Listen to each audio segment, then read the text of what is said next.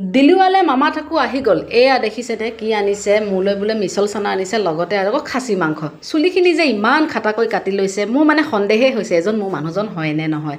ঘৰত এনেকুৱা খাদ্যবন্দী দুটা থাকিলে আৰু একো নালাগে, পইচা খৰচ কৰাহে বল আৰু।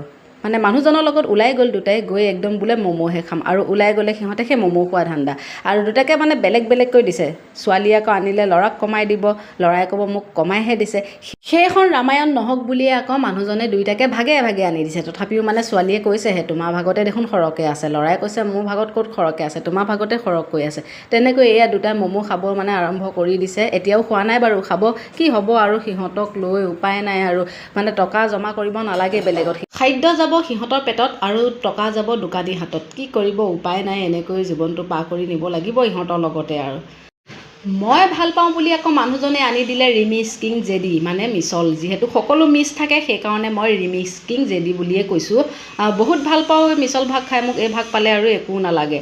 এয়া দেখিছেনে, আপোনালোককো অলপ দেখাই দিছোঁ, এয়া অলপ খায়ো দিছোঁ বাৰু। মিছল বুট মোৰ বহুত প্ৰিয়, সেয়া মিছল মানে এভাগ নহয় দুভাগ নহয় 3 ভাগলৈকে খাই দিম।